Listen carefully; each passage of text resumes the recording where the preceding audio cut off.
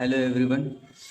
सो जैसे कि हमारा एग्ज़ाम है DUT एमएड का, दिल्ली यूनिवर्सिटी का। हमने देख ही लिया कि डेट हमारी NTA ने जारी कर दी है 17 तारीख को, 17 अक्टूबर को। सो अब हमारे पास ज़्यादा दिन बचे नहीं हैं, सिर्फ हमारे पास 12 to 13 डेज़ बाकी हैं सिर्फ। तो इस चीज़ को देखते हुए मैंने ये 10 डेज़ की स्ट्रेटजी रखी है, जो कि काफ़ी हेल्पफुल होगी आपके एग्ज़ाम्स में, एमएड के एंट्रेंस एग्ज़ाम में।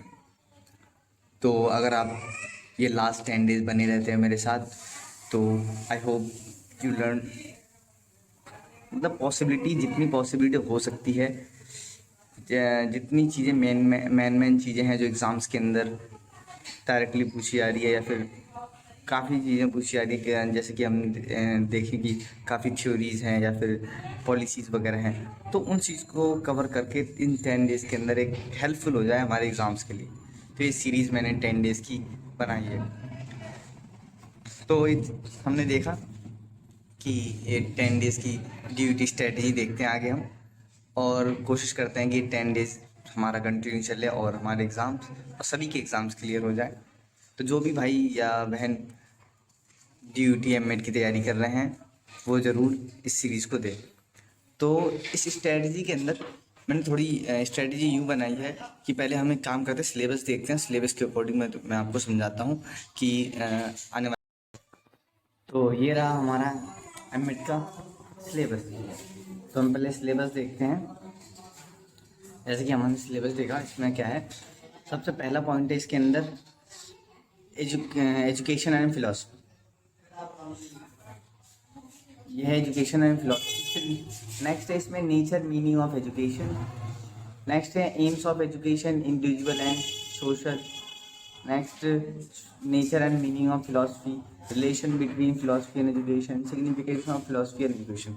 अगर हम देखें प्रीवियस पेपर को साथ में, तो हम पाएंगे ये कि जो इस वाले पार्ट में जो क्वेश्चंस हैं, वो अक्सर जो आ रहे हैं वो थोड़ा सा आ रहा है आपका नेचर ऑफ फिलॉसफी या मीनिंग ऑफ फिलॉसफी में से, और कुछ क्वेश्चन सिग्निफिकेंस में से उठ के आ रहे हैं। तो ये हम एक वीडियो के अंदर कवर करेंगे। एक वीडियो के अंदर हमारा ये वाला जो पार्ट है, ये टोटल पार्ट कवर हो जाएगा। और ये मैं शॉर्ट में कराऊंगा थोड़ा सा, क्योंकि उतनी ही चीज़ें कराऊंगा जितनी चीज़ें हमारे एग्जाम्स के अंदर इम्पोर्टेंट दिखती है, और आने के मतलब कि 90% चांस होंगे कि वो चीज़ें हमें एग्जाम्स में दिखेंगी। तो इसको कवर करेंगे। नेक्स्ट जब आगे जाएंगे हम, तो आगे आता है हमारा मेजर फिलॉसफीज ऑफ एजुकेशन। ये भी एक इम्पॉर्टेंट पार्ट है, क्योंकि अक्सर 2 से 3 क्वेश्चन हमें 2-3 नंबर के क्वेश्चन देखने को मिलते हैं हमेशा यहाँ पे। मेजर फिलॉसफी ऑफ एजुकेशन जैसे नेचुरलिज्म, आइडियलिज्म, प्रैग्मेटिज्म और एग्जिस्टेंसिज्म। तो ये फिलॉसफीज है, इसे पढ़ना, इसे समझना बहुत जरूरी है, क्योंकि अक्सर कई दफ़ा ये एग्जाम में देखने को आया कि डायरेक्ट क्वेश्चन सीधा नेचुरलिज्म से या आइडियलिज्म से पूछ के आए, या कई दफ़ा रिलेशन करके आ गया। तो ये चीज़ें हम जब एक वीडियो में कवर करेंगे तो समझ में आएगा कि कैसे हमें इन क्वेश्चनों से डील करना है। तो एक वीडियो में कवर हो जाएगा। आगे आगे देखते हैं। आगे हमारा कि educational thinkers and there contribution in developing principles of education. ये बहुत ज़्यादा इम्पोर्टेंट क्वेश्चन है, बहुत, मतलब एक तरीके से लीजिए कि आपके कम से कम 5 to 10 क्वेश्चन जो होंगे वो लगभग इस पे बेस्ड रहेंगे। क्योंकि जितने भी हमारे थिंकर्स हैं, चाहे वो महात्मा गांधी हो, बेसिक एजुकेशन को लेकर हो, चाहे वो शांति निकेतन को लेकर टैगोर हो, चाहे वो स्वामी विवेकानंद जी हो, चाहे जॉन डेवी, फ्रॉबेल, मॉन्टेसरी, और भी एक आध थिंकर्स हैं जो कि जिसमें हम वेस्टर्न थिंकर को लेकर जोड़ते हैं हम, तो जैसे प्लेटो हो गया या अरिस्टोटल हो गया। तो ये सारे जो हमारे एजुकेशनल थिंकर्स हैं, इनके ऊपर कम से कम 5 क्वेश्चन तो बनते हैं हमारे एग्जाम के अंदर। तो आगे हम इसको एक काम करेंगे, हम क्या करेंगे, 2-2 या 3-3 थिंकर्स को लेकर 2-3 वीडियो के अंदर पूरा कवर करेंगे, इसे कवर करेंगे। फिर आगे नेक्स्ट देखते हैं हम। आगे इसमें कल्चर एंड सोशल चेंज, ऐसे जो टॉपिक्स हैं या फिर ऐसे जो हमारे पास ये देखने को मिल रहे हैं, जैसे कि कंसेप्ट डायमेंशन हो गया, कैरेक्टरिस्टिक्स ऑफ कल्चर हो गया और कल्चर एजुकेशन हो गया, ये अक्सर ना हमारे जो एग्जाम के अंदर प्रीवियस अगर पेपर देखा तो उसके अंदर ऐसा एप्लीकेशन बेस्ड क्वेश्चन दे रखा है। यानी कुछ एक स्टेटमेंट दे देगा और उस स्टेटमेंट के बेस पर 2-3 पॉइंट दे देगा और टॉपिक इसी से होंगे, तो वो हमें वहाँ कनेक्ट करना है चीज़ों को कि जो हमने टॉपिक पढ़ा है उससे कैसे ये स्टेटमेंट बेस्ड है नहीं। तो एक वीडियो के अंदर ये कवर होगा हमारा cultural and social scene. Next आगे देखते हैं। जैसे इसमें ये टॉपिक भी था कि ये conservative and creative roles, concept of social change, factor of social change, roles of education, bias with social change. मतलब ये चीज़ें ऐसी हैं जो सोशल चेंज को लेकर है कि इसके ऊपर स्टेटमेंट बेस्ड सवाल बनते हैं बहुत काफ़ी। और कई दफ़ा ऐसा होता है कि रोल ऑफ एजुकेशन को लेकर और हमारे सोशल चेंज को लेकर सवाल डायरेक्ट भी पूछे जाते हैं। तो इन चीज़ों को भी हम अपने वीडियोस में कवर करेंगे। आगे देखते हैं। नेक्स्ट है इसमें psychology and educational psychology. Psychology का पार्ट हमने पहले ही पढ़ी है, क्योंकि मोस्टली जब हमने बीएड या फिर डीएलएड वगैरह किया होगा तो उसमें हम सीटेट वगैरह एग्जाम के लिए हम पढ़ते हैं। तो इसके अंदर वही है nature meaning of psychology, method scope of psychology, meaning educational psychology, function of educational psychology. तो ये पार्ट ऐसे हैं जो ज़्यादा कोई वो नहीं है और इस पर ज़्यादा कोई हार्ड क्वेश्चन आते नहीं हैं। वो खुद भी अगर हम एप्लीकेशन बेस लगाएं और थोड़ा सा तार्किक चिंतन करें तो हो जाता है कवर। तो फिर भी देख लेंगे, इन पर एक आध सवाल निकाल के डिस्कस कर लेंगे कि कौन कौन से सवाल आते हैं, क्वेश्चन कौन से। ठीक है, फिर आगे देखते हैं। नेक्स्ट है इसमें learning and motivation. Learning and motivation, तो ये वाला जो टॉपिक है लर्निंग एंड मोटिवेशन वाला, अब अगर मैं तुम्हें प्रीवियस क्वेश्चन पेपर को लेकर बात करूँ तो एक आध पेपर में इस डायरेक्ट क्वेश्चन और इस मोटिवेशन को लेकर सवाल किए, बाकी बहुत कम चांस है 1 या 2 नंबर के सवाल आते हैं। तो इस टॉपिक को हम काम करेंगे कि एक ही वीडियो के अंदर जितने भी ये हैं, ये कंसेप्ट लर्निंग या फैक्टर ऑफ इन्फ्लुएंस लर्निंग और मोटिवेशन, ये कवर करते हैं। फिर आगे आता है हमारे पास थ्योरीज, जो कि बहुत इंपॉर्टेंट है। जैसे हम वो पढ़ रहे थे थिंकर्स, एजुकेशनल थिंकर्स, वैसे ही ये जो थ्योरीज है वो बहुत इंपॉर्टेंट है। थ्योरीज पे से हमेशा 5 से 10 सवाल आए। जैसे SR theory of learning, Thorndike की थ्योरी, एसआर वही पर्यटन और भूल वाली। और आगे है operant condition of theory of learning, Skinner की ऑपरेंट कंडीशन, ऑपरेंट कंडीशनिंग। आगे gestalt theory of learning, Kohler की है। आगे देखेंगे इंटेलिजेंस थ्योरी भी है इसके अंदर। इंटेलिजेंस थ्योरी में नेचर मीनिंग, ये एक आईक्यू पे भी सवाल आए, ये बहुत ध्यान में रखने वाली बात है। आईक्यू पे भी सवाल आ रखे हैं कई, तो इसको भी हम देखेंगे।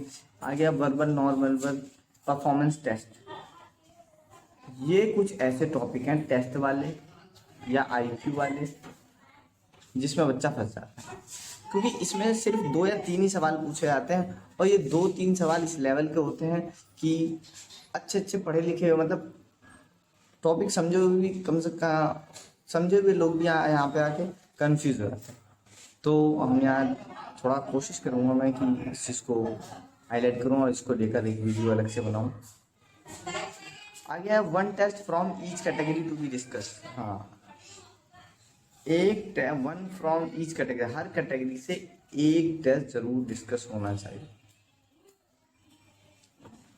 आगे इसमें 2 factor theory of Spearman, Spearman की थ्योरी भी इम्पोर्टेंट है। पिछले 2021 या 20 में एक सवाल आ रखा था कि स्पीयरमैन को लेकर की फैक्टर जी जनरल इंटेलिजेंस को लेकर ऐसे कुछ आ रखा था, तो ये इम्पोर्टेंट है।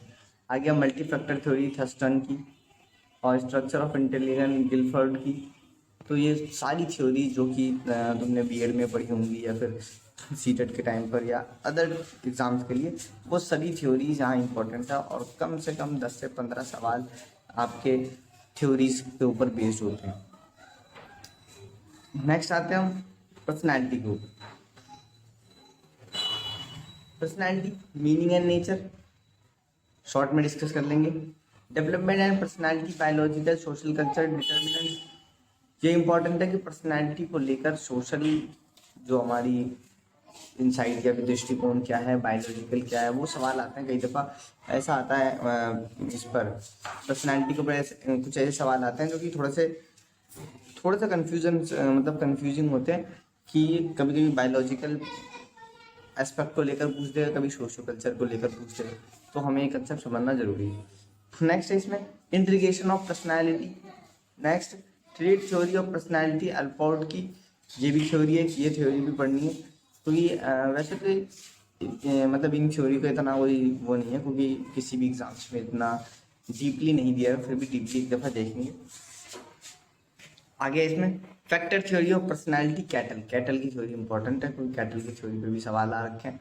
Psycho analytical theory of personality, Freud, very important, ये इंपॉर्टेंट है। फ्रूड की थ्योरी है, इसको लेकर पर्सनैलिटी की, इसको लेकर कई सवाल देखने को मिलते हैं, हमारे प्रीवियस पेपर्स में भी देखने को मिले हैं। आगे देखते हैं हम education in ancient and medieval India. ये कम से कम इस पर 2 वीडियो बनी। क्यों? क्योंकि जो ये हमारा जो एंशिएंट एंड मिडिवल इंडिया की जो एजुकेशन को लेकर सवाल देखे गए हैं, तो वो पिछली दफ़ा ऐसे सवाल देखे गए हैं कि बहुत डीपली पूछा गया, बहुत डीपली, इतने डीपली कि अगर कोई बंदा इस टॉपिक को अगर सही से 2 से 3 दफ़ा नहीं पढ़ेगा, तो वो उसको समझो कि वो सवाल होने से रहे। तो वैदिक एजुकेशन को देखना है, ब्राह्मणिक एजुकेशन को देखना है, इसके बाद जैनिज्म और वेद, इन सबको भी देखना है। आगे देखते हैं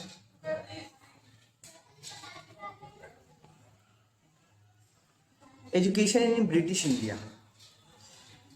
अब आता है हमारा पॉलिसीज, ये सारे पॉलिसीज हैं हमारे ब्रिटिश इंडिया टाइम से लेकर और इंडिपेंडेंट इंडिया तक। जितनी भी पॉलिसीज आई है, इन सबको पढ़ना बहुत ज़रूरी है। 50% of your exam based on your policies. 50% तुम्हारा जो एग्ज़ाम है, क्वेश्चन है, वो सब पॉलिसीज़ पे डिपेंड है। तो पॉलिसीज़ पढ़ना बहुत इम्पोर्टेंट है।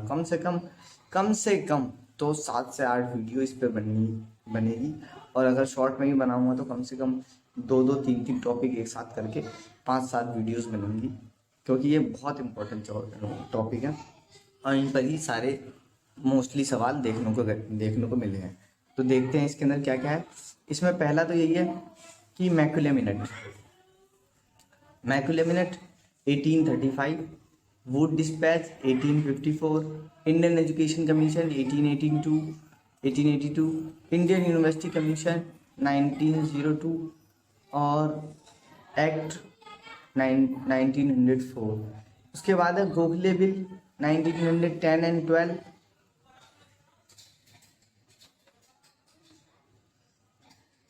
Sadler commission report 1970, government of India act 1935, sergeant report 1944।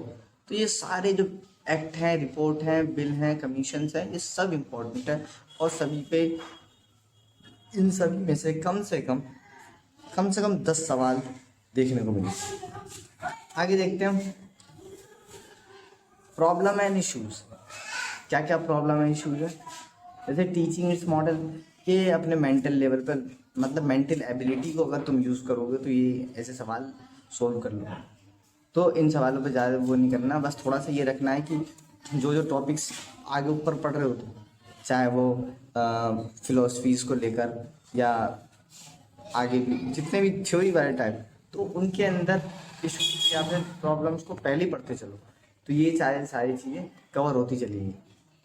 Teaching and it's model, technique and teacher preparation, taxonomy. एक हाँ, टैक्सोनॉमी से याद आया, ब्लूम टैक्सोनॉमी जरूर पढ़नी है, सवाल आ रखा था इस पे भी, ब्लूम टैक्सोनॉमी।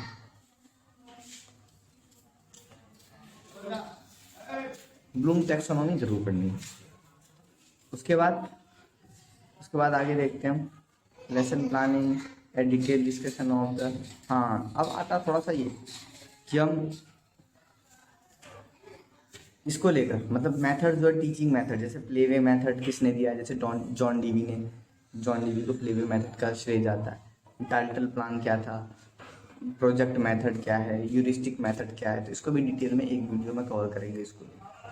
तो ये जो आने वाले 10 दिन है हमारे, अगर हम लग के मेहनत करें तो ये 10 दिन ज़्यादा कोई वो नहीं है और इतना बड़ा सिलेबस नहीं है। 10 दिन के अंदर सिलेबस कवर हो सकता है, 10 दिन के अंदर सिलेबस कवर हो सकता है। और साथ साथ इसके साथ साथ अगर टाइम मिला तो मैं तुम्हें प्रीवियस पेपर भी करवा दूंगा। नहीं तो ये करने के साथ साथ आप सेल्फ में प्रीवियस पेपर को निकालें, उसको करें। और अगर प्रीवियस पेपर की नीड हो तो कमेंट सेक्शन में बताएं, आई विल प्रोवाइड यू।